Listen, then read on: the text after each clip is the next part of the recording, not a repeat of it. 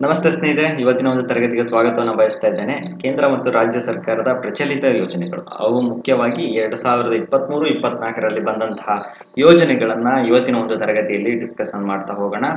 ಇಲ್ಲಿ ಜೊತೆಗೆ ಏನಂದ್ರೆ MCQ ಮಾದರಿಯಲ್ಲಿ ಈ ಒಂದು ತರಗತಿ ಇರುವಂತದ್ದು. ಈ ಹಿಂದೆ ನಾನು ಬಜೆಟ್ಗೆ ಸಂಬಂಧಪಟ್ಟಂತಹ ಒಂದಿಷ್ಟು ಯೋಜನೆಗಳನ್ನ ತೆಗೆದುಕೊಂಡು ಬಂದಿದ್ದೀನಿ. ಜೊತೆಗೆ ಬಜೆಟ್ನಲ್ಲಿ ಬಂದಂತ ನೆಕ್ಸ್ಟ್ ಮುಂದಿನ ತರಗತಿಯಲ್ಲಿ ಬಜೆಟ್ಗೆ ಸಂಬಂಧಪಟ್ಟಂತ MCQಗಳನ್ನ ಚರ್ಚೆಯನ್ನ ಮಾಡ್ತೇನೆ. ಇವತ್ತಿನ ಒಂದು ತರಗತಿಯಲ್ಲಿ ನೋಡ್ತಾ ಹೋಗೋಣ ಯಾವುದು ಮೊದಲನೇ ಕ್ವಶನ್ ಇದೆ ಅನ್ನುವಂಥದ್ದು. ನೋಡಿ, PM ಮಿತ್ರ ಅನ್ನುವಂತಹ ಯೋಜನೆ ಒಂದು ಬಂದಿರುವಂತದ್ದು. PM ಮಿತ್ರ ಕುರಿತಂತೆ ಈ ಹೇಳಿಕೆಗಳನ್ನ ಕೊಟ್ಟಿರುವಂತದ್ದು. ಈ ಹೇಳಿಕೆಗಳಲ್ಲಿ ಸರಿಯಾದ ಹೇಳಿಕೆಗಳನ್ನ ಗಮನಿಸಿ ಅಂತ ಕೇಳಿದ್ದಾರೆ. ಇಲ್ಲಿ PM ಮಿತ್ರ ಯೋಜನೆಗೆ ಸಂಬಂಧಪಟ್ಟಂತೆ ಈ ಯೋಜನೆಯಲ್ಲಿ ದೇಶದಲ್ಲಿ 7 ರಾಜ್ಯಗಳಲ್ಲಿ ಒಂದು 7 ಮೆಗಾ ಟೆಕ್ಸ್ಟೈಲ್ ಪಾರ್ಕ್ಗಳನ್ನ ಸ್ಥಾಪನೆಯಾಗಲಿವೆ ಅನ್ನುವಂತ ಒಂದು ಹೇಳಿಕೆ ಬಂದಿದೆ. ಜೊತೆಗೆ ಕೇಂದ್ರ ಮತ್ತು ರಾಜ್ಯ ಸರ್ಕಾರಗಳು ಸಾರ್ವಜನಿಕ ಮತ್ತು ಖಾಸಗಿ ಸಹಭಾಗಿತ್ವದಲ್ಲಿ ಈ ಯೋಜನೆಯನ್ನ ತೆಗೆದುಕೊಂಡು ಬಂದ, ಅಂದ್ರೆ ಈ 2 ಸಾರ್ವಜನಿಕ ಮತ್ತು ಪ್ರೈವೇಟ್ ಸೆಕ್ಟರ್ ಮತ್ತು ಗವರ್ಮೆಂಟ್ ಸೆಕ್ಟರ್ 2 ಸಹಭಾಗಿತ್ವದಲ್ಲಿ ಕೊಲಾಬ್ರೇಟ್ ಅಲ್ಲಿ ಮಾಡುವಂತಹ ಯೋಜನೆ ಅನ್ನುವಂತಹ ಹೇಳಿಕೆ ಬಂದಿರುವಂತದ್ದು. ಈ ಹೇಳಿಕೆಗಳಲ್ಲಿ A ಮಾತ್ರ ಸರಿ, B ಮಾತ್ರ ಸರಿ, B 2 ಸರಿ, ಯಾವುದು ಅಲ್ಲ ಅನ್ನುವಂಥದ್ದು. ನೀವು ಆನ್ಸರ್ ಅನ್ನ ನೋಡಬೇಕು ಅಂದ್ರೆ ನೀವು ಇವೆರಡು ಹೇಳಿಕೆಗಳು ಸರಿಯಾಗಿರುವಂತದ್ದನ್ನ ನೋಡ್ತಾ ಬರ್ತೇವೆ. ಇಲ್ಲಿ ಈ ಯೋಜನೆಯಲ್ಲಿ 7 ಟೆಕ್ಸ್ಟೈಲ್ ಪಾರ್ಕ್ಗಳು ಅನ್ನುವಂತಹದ್ದು ಸ್ಥಾಪನೆ ಆಗುತ್ತೆ.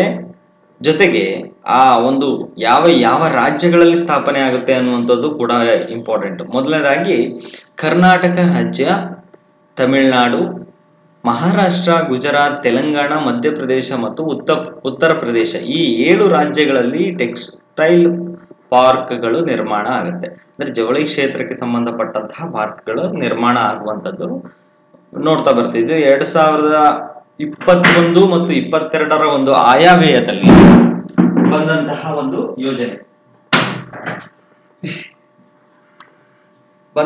ಒಂದು ಯೋಜನೆ ಆಗಿದೆ ಸ್ನೇಹಿತರೆ.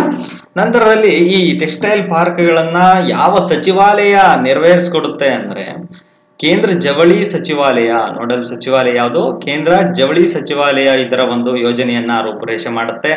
ಜೊತೆಗೆ ಕೇಂದ್ರ ಮತ್ತು ಇಲ್ಲಿ ಕೇಂದ್ರದ ಒಂದು ಸಾರ್ವಜನಿಕ ಮತ್ತು ಖಾಸಗಿ ಸಹಭಾಗಿತ್ವದಲ್ಲಿ ಬಂದಂತಹ ಒಂದು ಈ ಯೋಜನೆ ಆಗಿದೆ ಸ್ನೇಹಿತರೆ. ಇನ್ನು ನಂತರದ ಪ್ರಶ್ನೆ ನೋಡಿ, ಯುವ ನಿಧಿ ನಿಮ್ಗೆಲ್ಲ ಪ್ರಚಲಿತವಾಗಿ ಗೊತ್ತಿರುತ್ತೆ. ಇದರ ಒಂದು ಸದುಪಯೋಗವನ್ನ ಕೂಡ ನೀವು ಎಲ್ಲರೂ ಪಡ್ಕೊಂಡಿರ್ತೀರ.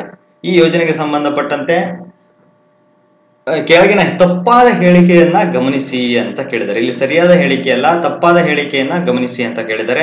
ಈ ಯೋಜನೆಯನ್ನ ಜನವರಿ 12, 2024ರಂದು ಶಿವಮೊಗ್ಗದಲ್ಲಿ ಚಾಲನೆ ಮಾಡಲಾಯಿತು ಅನ್ನುವಂತ ಒಂದು ಹೇಳಿಕೆ ಇದೆ. ಈ ಯೋಜನೆಯು ಕೇಂದ್ರ ಮತ್ತು ರಾಜ್ಯ ಸರ್ಕಾರದ ಸಹಭಾಗಿತ್ವದಲ್ಲಿದೆ ಅನ್ನುವಂಥದ್ದು. ಹಾಗೆ ಈ ಯೋಜನೆಯು ನಿರುದ್ಯೋಗಿ ಪದವೀಧರರು ಮತ್ತು ಡಿಪ್ಲೊಮಾ ಪಾಸ್ ಆದಂತಹ ಒಂದು ನಿರುದ್ಯೋಗಿಗಳಿಗೆ ಅನ್ವಯಿಸುತ್ತೆ. ಮೇಲಿನ ಎಲ್ಲಾ ಹೇಳಿಕೆಗಳು ಸರಿ ಅನ್ನುವಂತಹದ್ದು ಒಂದು ಹೇಳಿಕೆ ಕೊಟ್ಟಿದ್ದಾರೆ. ಇಲ್ಲಿ ಈ ಹೇಳಿಕೆಯನ್ನ ಗಮನಿಸಿದಾಗ ತಪ್ಪಾದ ಹೇಳಿಕೆ ಅನ್ನುವಂಥದ್ದು ನೋಡೋದಾದ್ರೆ ಮೇಲಿನ ಎಲ್ಲವೂ ಅನ್ನುವಂಥದ್ದು ತಪ್ಪಾದ ಹೇಳಿಕೆ ಆಗುತ್ತೆ. ಯಾಕೆಂದ್ರೆ ಇಲ್ಲಿ ಒಂದು ಹೇಳಿಕೆ ತಪ್ಪಾಗಿರುವಂಥದ್ದು. ಇಲ್ಲಿ ಈ ಯೋಜನೆಯು ಕೇಂದ್ರ ಮತ್ತು ರಾಜ್ಯ ಸರ್ಕಾರದ ಸಹಭಾಗಿತ್ವದಲ್ಲಿ ಬರೋದಲ್ಲ. ಇದು ಕೇವಲ ರಾಜ್ಯ ಸರ್ಕಾರ, ಅಂದ್ರೆ ಕರ್ನಾಟಕ ರಾಜ್ಯ ಸರ್ಕಾರ ಒಂದು ಈ ಯೋಜನೆಯನ್ನ ಘೋಷಣೆ ಮಾಡಿರುವಂತದ್ದು ನಾವು ನೋಡ್ತಾ ಬರ್ತೇವೆ. ಸನ್ಮಾನ್ಯ ಮುಖ್ಯಮಂತ್ರಿಗಳಾದಂತಹ ಸಿದ್ದರಾಮಯ್ಯನವರು ಚಾಲನೆಯನ್ನ ನೀಡಿರುವಂತದ್ದು. ಇದರ ಇಲಾಖೆ ಯಾವುದು? ಕೌಶಲ್ಯಾಭಿವೃದ್ಧಿ ಮತ್ತು ಉದ್ಯಮಶೀಲತೆ. ಇಲ್ಲಿ ಜೀವನೋಪಾಯಕ್ಕೆ ಬೇಕಾದಂತಹ ಒಂದು ನಿರುದ್ಯೋಗಿಗಳಿಗೆ ಒಂದು ಭತ್ಯೆಯನ್ನ ಕೊಡುವಂತಹ ಒಂದು ಕೆಲಸ ಈ ಒಂದು ಯೋಜನೆಯಲ್ಲಿ ಆಗಿರುವಂತದ್ದು. ಯಾರಿಗೆ ಕೊಡಲಾಗುತ್ತೆ? ಇಲ್ಲಿ ಡಿಪ್ಲೊಮಾ ಪಾಸ್ ಆದಂತಹ ಒಂದು ನಿರುದ್ಯೋಗಿಗಳಿಗೆ ಮತ್ತು ಪದವೀಧರರಿಗೆ ಒಂದು ಭತ್ಯೆಯನ್ನ ನೀಡಲಾಗುತ್ತೆ. ನಿರುದ್ಯೋಗ ಭತ್ಯೆಯಾಗಿ ನೀಡುವಂತದ್ದನ್ನ ನಾವು ನೋಡ್ತಾ ಬರ್ತೀವಿ ಯುವ ನಿಧಿ ಸಂಬಂಧಪಟ್ಟಂತೆ. ಇನ್ನು ನಂತರದಲ್ಲಿ ಗೃಹ ಜ್ಯೋತಿ ಅನ್ನುವಂಥದ್ದು ಕೂಡ 4 ಸ್ಕೀಮ್ಗಳು ಬಂದು ನಿಮ್ಗೆ ಗೊತ್ತಿರಬೇಕು. ಗೃಹ ಜ್ಯೋತಿ, ಗೃಹಲಕ್ಷ್ಮಿ, ಇಂತಹ ಯೋಜನೆಗಳು 4 ಯೋಜನೆಗಳು ಬಂದಿರುವಂತದ್ದು. ಅದರಲ್ಲಿ 2ನೇ ಯೋಜನೆ ಗೃಹ ಜ್ಯೋತಿ ಯೋಜನೆಗೆ ಸಂಬಂಧಪಟ್ಟಂತದ್ದು. ಇಲ್ಲಿ ಯಾವ ಜಿಲ್ಲೆಯಲ್ಲಿ ಸ್ಥಾಪನೆ ಮಾಡಲಾಯಿತು ಅನ್ನುವಂಥದ್ದು, ಚಾಲನೆ ನೀಡಿದ್ರು ಅಂತ ಕೇಳಲಾಗ್ತಾ ಇದೆ. ಇಲ್ಲಿ ಬೆಳಗಾವಿಯಲ್ಲಿ ಚಾಲನೆ ನೀಡಿದ್ರು ಅಥವಾ ಕಲಬುರಗಿಯಲ್ಲೋ ಬೆಂಗಳೂರಿನಲ್ಲೋ ಅಥವಾ ದಾವಣಗೆರೆಯಲ್ಲೋ ಅಂತ ಕೇಳಿದ್ದಾರೆ. ಇದನ್ನ ಆಗಸ್ಟ್ 5, 2024 ಆಗಸ್ಟ್ 5, 2024 ಕಲಬುರಗಿಯಲ್ಲಿ ಸಿದ್ದರಾಮಯ್ಯವರು ಇದನ್ನ ಯೋಜನೆಯನ್ನ ಜಾರಿಗೆ ತಂದಿರುವಂತದ್ದು. ನೋಡಿ, ಇಲ್ಲಿ ಕರ್ನಾಟಕ ಸರ್ಕಾರದ ಒಂದು ಯೋಜನೆ ಅನ್ನುವಂಥದ್ದು.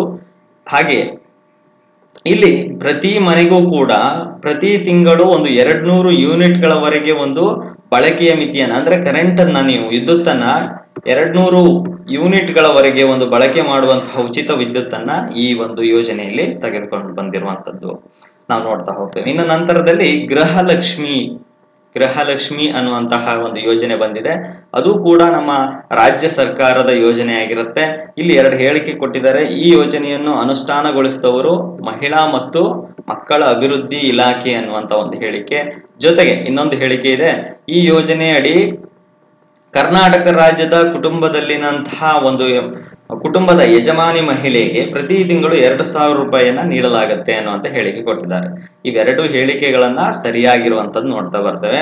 ಈ ಯೋಜನೆಯನ್ನ 2023 ಆಗಸ್ಟ್ 30 ಮೈಸೂರಿನಲ್ಲಿ ಸಿದ್ದರಾಮಯ್ಯವರು ಮತ್ತೆ ಇದನ್ನ ಜಾರಿಗೆ ತಂದಿರುವಂತದ್ದು ನೋಡ್ತೇವೆ. ಇದು ಮಹಿಳಾ ಮತ್ತು ಮಕ್ಕಳ ಅಭಿವೃದ್ಧಿ ಕಲ್ಯಾಣ ಇಲಾಖೆ ವತಿಯಿಂದ ಬಂದಂತಹ ಒಂದು ಯೋಜನೆ ಆಗಿರುತ್ತೆ. ಪ್ರತಿ ತಿಂಗಳು ಕೂಡ ಕುಟುಂಬದ ಒಂದು ಮಹಿಳಾ ಯಜಮಾನಿಗೆ 2,000 ರೂಪಾಯಿಯ ಒಂದು ಸಹಾಯಧನವನ್ನ ನೀಡ್ತಾ ಬಂದಿರುವಂತದ್ದನ್ನ ಈ ಸರ್ಕಾರದಲ್ಲಿ ನೋಡ್ತಾ ಬರ್ತೇವೆ ನಾವು. ಇನ್ನು ನಂತರದ ಕ್ವಶನ್ ಅನ್ನ ನೋಡಿ, ಶಕ್ತಿ ಯೋಜನೆ. ಇದು ಕೂಡ ಮಹಿಳೆಯರಿಗೆ ಸಂಬಂಧಪಟ್ಟಂತಹ ಯೋಜನೆ, ಕರ್ನಾಟಕ ಸರ್ಕಾರದ ವತಿಯಿಂದ ಬಂದಂತದ್ದು. ಇಲ್ಲಿ ಶಕ್ತಿ ಯೋಜನೆಗೆ ಸಂಬಂಧಪಟ್ಟಂತೆ ಯಾವ ಸ್ಥಳದಲ್ಲಿ ಇದನ್ನ ಚಾಲನೆ ಮಾಡಲಾಯಿತು ಅನ್ನುವಂಥದ್ದು 4 ಆಪ್ಷನ್ಗಳು ಕೊಟ್ಟಿದ್ದಾರೆ. ಬೆಂಗಳೂರು, ಮೈಸೂರು, ಕಲಬುರಗಿ, ಬೆಳಗಾವಿ.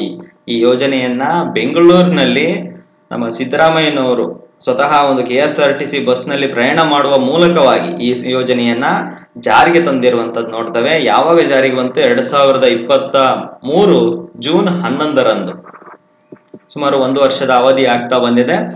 ಈ ಒಂದು ಯೋಜನೆಯನ್ನ ತೆಗೆದುಕೊಂಡು ಬಂದಿರುವಂತದ್ದು ನೋಡ್ತೇವೆ. ಫಲಾನುಭವಿಗಳು ಅಂತ ಬಂದಾಗ ರಾಜ್ಯದ ಎಲ್ಲಾ ಮಹಿಳೆಯರಿಗೂ ಇದು ಒಂದು ಅವಕಾಶ ಸಿಗುತ್ತೆ. ಜೊತೆಗೆ ಇಲ್ಲಿ ಕೆಲವು ಷರತ್ತುಗಳು ಇದೆ. ಹೊರ ರಾಜ್ಯಕ್ಕೆ ಒಂದು ಪ್ರವೇಶಿಸುವಂತಹ ಬಸ್ಸುಗಳಿಗೆ ಈ ಒಂದು ಯೋಜನೆ ಇರೋದಿಲ್ಲ. ಜೊತೆಗೆ ಮಲ್ಟಿಫೆಕ್ಸಲ್ ಬಸ್ಗಳಿಗೂ ಕೂಡ ಈ ಯೋಜನೆಗಳು, ರಾಜಹಂಸ ಆಗಿರ್ಬೋದು ಅಥವಾ ಇನ್ಯಾವುದೋ ಐರಾವತ, ಇಂತಹ ಒಂದು ಬಸ್ಗಳಿಗೆ ಈ ಒಂದು ಅವಕಾಶ ಇರೋದಿಲ್ಲ. KSRTC ಕರ್ನಾಟಕ ರಾಜ್ಯ ಸಾರಿಗೆಯಿಂದ ಬರುವಂತಹ ಬಸ್ಗಳಿಗೆ ಈ ಒಂದು ಯೋಜನೆ ಇರುವಂತದ್ದು. ಇನ್ನು ನಂತರದಲ್ಲಿ ನೋಡಿ, ಆಶಾ ಕಿರಣ ಯೋಜನೆ ಎಷ್ಟರಲ್ಲಿ ಜಾರಿಗೊಳಿಸಲಾಯಿತು ಅಂತ ಕೇಳಿದ್ದಾರೆ. ಫೆಬ್ರವರಿ 10, 2018, ಫೆಬ್ರವರಿ 18, 2024, ಜನವರಿ 10, 2023, ಜೂನ್ 11, 2023. ನೋಡಿ, ಆಶಾ ಕಿರಣ ಯೋಜನೆಯನ್ನ 2024 ಫೆಬ್ರವರಿ 18 ಕರ್ನಾಟಕ ಸರ್ಕಾರ ಜಾರಿಗೆ ಮಾಡಿತು. ಈ ಯೋಜನೆಯ ಒಂದು ಏನು ಉಪಯೋಗ ಅಂದ್ರೆ, ಈ ಯೋಜನೆಯಲ್ಲಿ ಬರುವಂತಹ ಒಂದು ಜನರಿಗೆ ಉಚಿತವಾದಂತಹ ಒಂದು ಆರೋಗ್ಯ ತಪಾಸಣೆ, ಯಾವುದಕ್ಕೆ? ಕಣ್ಣಿನ ಆರೋಗ್ಯ ತಪಾಸಣೆಗೆ ಸಂಬಂಧಪಟ್ಟಂತದ್ದು. ಆಶಾ ಕಿರಣ ಅಂಧತ್ವ ನಿಯಂತ್ರಣಕ್ಕಾಗಿ ಈ ಯೋಜನೆಯನ್ನ ಜಾರಿಗೆ ತಂದಿರುವಂತದ್ದನ್ನ ನಾವು ನೋಡ್ತೇವೆ 2024ರಲ್ಲಿ. ಸಿದ್ದರಾಮಯ್ಯವರ ಸರ್ಕಾರನೇ ಈ ಯೋಜನೆಯನ್ನ ತೆಗೆದುಕೊಂಡು ಬಂದಿರುವಂತದ್ದು. ಇನ್ನು ನಂತರದಲ್ಲಿ ನೋಡಿ ಸ್ನೇಹಿತರೆ, ಸಸ್ಯ ಶ್ಯಾಮಲ ಪರಿಸರಕ್ಕೆ ಸಂಬಂಧಪಟ್ಟಂತದ್ದು, ಅರಣ್ಯ ಮತ್ತು ಪ್ರತಿಯೊಂದು ಜೀವ ಸಂಕುಲವನ್ನ ರಕ್ಷಣೆ ಮಾಡುವಂತಹ ಒಂದು ಯೋಜನೆ ಇದು ಕೂಡ ಆಗಿರುವಂತದ್ದು. ಈ ಸಸ್ಯ ಶ್ಯಾಮಲ ಯೋಜನೆಯನ್ನ ಜಾರಿಗೆ ತಂದಂತಹ ಇಲಾಖೆ ಈ ಕೆಳಗಿನ ಯಾವ್ದಾಗಿದೆ ಅನ್ನುವಂಥದ್ದು ಕೇಳಿದ್ದಾರೆ. ನೋಡಿ, ಇಲ್ಲಿ ಅಲ್ಲಿ ತಂದಿರೋ ಯೋಜನೆ ಅಂತ ಹೇಳಿಲ್ಲ, ಇಲ್ಲಿ ಯಾವ ಇಲಾಖೆ ಜಾರಿಗೆ ತಂದಿರುವಂತದ್ದು. ಇಲ್ಲಿ ಮೊದಲ ಆಪ್ಷನ್ ನೋಡೋದಾದ್ರೆ ಅರಣ್ಯ ಪರಿಸರ ಮತ್ತು ಜೀವಶಾಸ್ತ್ರ ಇಲಾಖೆ. ಹಾಗೆ ಆಪ್ಷನ್ ಬಿ ದಲ್ಲಿ ಕರ್ನಾಟಕ ಸರ್ಕಾರದ ಆರೋಗ್ಯ ಇಲಾಖೆ. ಇವೆರಡೂ ಇಲಾಖೆನ ಅಥವಾ ಮೇಲಿನ ಯಾವುದು ಅಲ್ಲ ಅನ್ನುವಂಥದ್ದು. ಇಲ್ಲಿ ಅರಣ್ಯ ಮತ್ತು ಪರಿಸರ ಮತ್ತು ಜೀವಶಾಸ್ತ್ರ ಇಲಾಖೆ ಏನಿದೆ, ಈ ಯೋಜನೆಯನ್ನ ತೆಗೆದುಕೊಂಡು ಬಂದಿರುವಂತದ್ದು. ಸಸ್ಯ ಶ್ಯಾಮಲೆ ಯೋಜನೆಯನ್ನ 2023 ಆಗಸ್ಟ್ 19 ಈ ಯೋಜನೆಯನ್ನ ತೆಗೆದುಕೊಂಡು ಬಂದಿದ್ದಾರೆ. ಇಲ್ಲಿ ಏನು ಈ ಕೆಲಸ ಏನ್ ಮಾಡುತ್ತೆ ಇದು ಅಂದ್ರೆ, ಕರ್ನಾಟಕ ರಾಜ್ಯ ಸರ್ಕಾರದ ಒಂದು ಸರ್ಕಾರಿ ಪ್ರಾಥಮಿಕ ಪ್ರೌಢಶಾಲೆಗಳ ಮತ್ತು ಪದವಿ ಪೂರ್ವ ಕಾಲೇಜುಗಳ ಆವರಣದಲ್ಲಿ ಸುತ್ತಮುತ್ತಲ ಇರುವಂತಹ ಒಂದು ಕ್ರಿಯೆ ನಡೆಸುವಂತಹ ಒಂದು ಆವರಣದಲ್ಲಿ ಸುತ್ತಲೂ ಇರುವಂತಹ ಸ್ಥಳಗಳಲ್ಲಿ ಒಂದು ಸಸಿಗಳನ್ನು ನೆಡುವಂಥದ್ದು ಅಥವಾ ಗಿಡಗಳನ್ನು ನೆಡುವಂತಹ ಒಂದು ಕೆಲಸಗಳನ್ನ ಈ ಯೋಜನೆಯಲ್ಲಿ ಮಾಡಲಾಗುತ್ತೆ. ಅಂದ್ರೆ ಮುಂದಿನ ಭವಿಷ್ಯದ ಮಕ್ಕಳಿಗೆ ಈಗಲಿಂದನೇ ಪರಿಸರದ ಮೇಲೆ ಒಂದು ಕಾಳಜಿಯನ್ನ ವಹಿಸುವಂತಹ ಕೆಲಸದಲ್ಲಿ ಈ ಒಂದು ಯೋಜನೆ ಕೆಲಸ ಮಾಡುವಂಥದ್ದು ನೋಡ್ತೇವೆ. ಇನ್ನು ನಿಮ್ಗೆಲ್ಲ ಗೊತ್ತೇ ಇದೆ ಕೂಸಿನ ಮನೆ ಯೋಜನೆ ಅನ್ನುವಂಥ. ಕೂಸಿನ ಮನೆ ಯೋಜನೆ ಕುರಿತಂತೂ ಈ ಹೇಳಿಕೆಗಳಲ್ಲಿ ಸರಿಯಾದ ಉತ್ತರವನ್ನು ಆಯ್ಕೆ ಮಾಡಿ ಅಂತ ಕೇಳಿದ್ದಾರೆ. ಆಪ್ಷನ್ ಎ ನೋಡಿ, ಇಲ್ಲಿ ಹೇಳಿಕೆಗಳನ್ನ ನೋಡಿ. ಈ ಯೋಜನೆಯನ್ನ 2023ರಲ್ಲಿ ಜಾರಿಗೊಳಿಸಲಾಯಿತು. ಈ ಯೋಜನೆಯಡಿ ಕರ್ನಾಟಕ ರಾಜ್ಯದಂತ ಒಂದು 4000 ಪಂಚಾಯತಿಗಳಲ್ಲಿ ಗ್ರಾಮೀಣ ಭಾಗದ ಒಂದು ಕೂಲಿ ಕಾರ್ಮಿಕರ ಮಕ್ಕಳ ಒಂದು ಪಾಲನೆಗಾಗಿ ಕೂಸಿನ ಶಿಶುಪಾಲನೆ ಕೇಂದ್ರಗಳನ್ನ ತೆರೆಯಲಾಯಿತು ಅನ್ನುವಂಥದ್ದು ಈ ಎರಡು ಹೇಳಿಕೆಗಳು ಸರಿಯಾಗಿರುವಂಥದ್ದು. ನೋಡಿ, ಈ ಒಂದು ಯೋಜನೆಯಲ್ಲಿ ಕೂಸಿನ ಮನೆ ಕೇಂದ್ರದಲ್ಲಿ ಈ ಎಂ ಜಿ ನರೇಗಾ ಯೋಜನೆಯಲ್ಲಿ ಮಕ್ಕಳ ಒಂದು ಪಾಲನೆ ಪೋಷಣೆ ಮಾಡೋದಕ್ಕೋಸ್ಕರವಾಗಿ ಒಂದು ಕೂಸಿನ ಮನೆ ಅನ್ನುವಂತಹ ಯೋಜನೆಯನ್ನ ತೆಗೆದುಕೊಂಡು ಬರಲಾಗಿದೆ. ಮಕ್ಕಳಿಗೋಸ್ಕರ ಒಂದು ಕೆಲಸ ಮಾಡುವ ಸಂದರ್ಭದಲ್ಲಿ ಮಕ್ಕಳನ್ನ ಒಂದು ಕೂಸಿನ ಮನೆ ಶಿಶುಪಾಲನಾ ಕೇಂದ್ರದಲ್ಲಿ ಬಿಡಲಾಗುತ್ತೆ. ಅಲ್ಲಿಗೆ ಸಂಬಂಧಪಟ್ಟಂತಹ ಒಂದು ಪಾಲಕಿಯರು ಆ ಮಕ್ಕಳನ್ನ ನೋಡಿಕೊಳ್ಳುವಂತದ್ದನ್ನ ನೋಡ್ತೇವೆ. ಇದು ಕೂಡ ಉದ್ಯೋಗ ಕಾರ್ಡ್ ಅನ್ನ ಹೊಂದಿದ್ದಾರೆ. ಯಾರೆಲ್ಲ ಜಾಬ್ ಕಾರ್ಡ್ ಅನ್ನ ಹೊಂದಿದ್ದೀರೋ ಕುಟುಂಬದ 3 ವರ್ಷದ ಮಕ್ಕಳು ಈ ಒಂದು ಕೂಸುಮನೆ ಯೋಜನೆಯಲ್ಲಿ ಅವಕಾಶವನ್ನ ಮಾಡಿಕೊಳ್ಳಲಾಗುತ್ತೆ ಅನ್ನುವಂಥದ್ದು ಕೂಡ ನಾವು ಇದನ್ನು ಕೊಡುತ್ತೇವೆ. ಕೂಸಿನ ಮನೆ ಕೇಂದ್ರದಲ್ಲಿ ಗರಿಷ್ಠ 25 ಮಕ್ಕಳನ್ನ ದಾಖಲಿಸುವಂತಹ, ಅಂದ್ರೆ 25 ಒಂದು ಊರಿನಲ್ಲಿ ಒಂದು ಶಿಶುಪಾಲನಾ ಕೇಂದ್ರ ಮಾಡಿದ್ರೆ ಅದು 25 ಮಕ್ಕಳನ್ನ ಸೇರಿಸಿಕೊಳ್ಳುವಂತಹ ಅವಕಾಶ ಕೂಡ ಈ ಒಂದು ಕೂಸಿನ ಮನೆ ಯೋಜನೆಯಲ್ಲಿ ಇರುವಂತದ್ದು. ಇನ್ನು ನಂತರದಲ್ಲಿ ಸ್ತ್ರೀ ಸಾಮರ್ಥ್ಯ ನಮೋ ಸಾಮರ್ಥ್ಯ ಅನ್ನುವಂತಹ ಯೋಜನೆ ಈ ಕೆಳಗಿನ ಯಾವ ಅವರ ಅವಧಿಯಲ್ಲಿ ಯೋಜನೆಯನ್ನ ತರಲಾಯಿತು ಅನ್ನುವಂಥದ್ದು. ಮುಖ್ಯಮಂತ್ರಿಗಳು ಯಾರಿದ್ರು ಆ ಸಂದರ್ಭದಲ್ಲಿ? ಮುಖ್ಯಮಂತ್ರಿ ಬಸವರಾಜ ಬೊಮ್ಮಾಯಿ, ಮುಖ್ಯಮಂತ್ರಿ ಸಿದ್ದರಾಮಯ್ಯ, ಮುಖ್ಯಮಂತ್ರಿ HD ದೇವೇಗೌಡ ಮೇಲಿನ ಯಾರು ಅಲ್ಲ ಅನ್ನುವಂಥದ್ದು. ನೋಡಿ, ಸ್ತ್ರೀ ಸಾಮರ್ಥ್ಯ ನಮೋ ಸಾಮರ್ಥ್ಯ ಅನ್ನುವಂತಹ ಯೋಜನೆ 2023 ಮಾರ್ಚ್ 8ರಂದು ಕರ್ನಾಟಕ ರಾಜ್ಯ ಸರ್ಕಾರದಲ್ಲಿ ಇದ್ದಂತಹ ಮುಖ್ಯಮಂತ್ರಿ ಯಾರು? ಬಸವರಾಜ ಬೊಮ್ಮಾಯಿ ಅವರು ಈ ಯೋಜನೆಯನ್ನ ಜಾರಿಗೆಯನ್ನ ಮಾಡಿದ್ರು. ಅಂತಾರಾಷ್ಟ್ರೀಯ ಮಹಿಳಾ ದಿನದ ಒಂದು ಸವಿ ನೆನಪಿಗಾಗಿ ಕರ್ನಾಟಕ ಸರ್ಕಾರ ಈ ಯೋಜನೆಯನ್ನ ಚಾಲನೆ ನೀಡಿತು. ಮುಖ್ಯ ಉದ್ದೇಶ ಅಂದ್ರೆ ಏನು? ಇದ್ರದ್ದು ಮುಖ್ಯ ಉದ್ದೇಶ ಮಹಿಳಾ ಸ್ವಸಹಾಯ ಗುಂಪುಗಳ ಬೆಂಬಲಿಸುವಂತಹ ಒಂದು ಉದ್ದೇಶವನ್ನ ಹೊಂದಿರುವಂತದ್ದು. ಸ್ತ್ರೀ ಸಾಮರ್ಥ್ಯ ನಮ್ಮ ಸಾಮರ್ಥ್ಯ ಅನ್ನುವಂತಹ ಯೋಜನೆಯಡಿಯಲ್ಲಿ ಪ್ರತಿ ಜಿಲ್ಲೆಯಲ್ಲಿ 3 ಉದ್ಯಮ ಘಟಕಗಳನ್ನ ಸ್ಥಾಪನೆ ಮಾಡಿ 15 ಉತ್ಪನ್ನ ತಯಾರಿಕೆಗಳನ್ನ ಸ್ಥಾಪನೆ ಮಾಡುವಂಥದ್ದು. ಜೊತೆಗೆ ಈ 50,000 ಮಹಿಳಾ ಸ್ವಸಹಾಯ ಗುಂಪುಗಳನ್ನ ಗುರುತಿಸಲಾಗಿರುವಂತದ್ದನ್ನ ನಾವು ನೋಡ್ತೇವೆ. ಈ ಯೋಜನೆಯಡಿ ಪ್ರತಿ ಸ್ವಸಹಾಯ ಗುಂಪುಗಳಿಗೆ 1 ಲಕ್ಷ ರೂಪಾಯಿಯನ್ನ ಹಣವನ್ನ ನೀಡುತ್ತಾ ಇರುವಂತದ್ದು ನಾವು ನೋಡ್ತಾ ಬರ್ತೇವೆ ಈ ಯೋಜನೆಯಡಿಯಲ್ಲಿ. ಇದು ಸ್ತ್ರೀ ಸಾಮರ್ಥ್ಯ ನಮೋ ಸಾಮರ್ಥ್ಯ ಅಥವಾ ಸ್ತ್ರೀ ಸಾಮರ್ಥ್ಯ ನಮ್ಮ ಸಾಮರ್ಥ್ಯ ಅನ್ನುವಂತಹ ಒಂದು ಯೋಜನೆ ಅಡಿಯಲ್ಲಿ ಬಂದಂಥದ್ದು.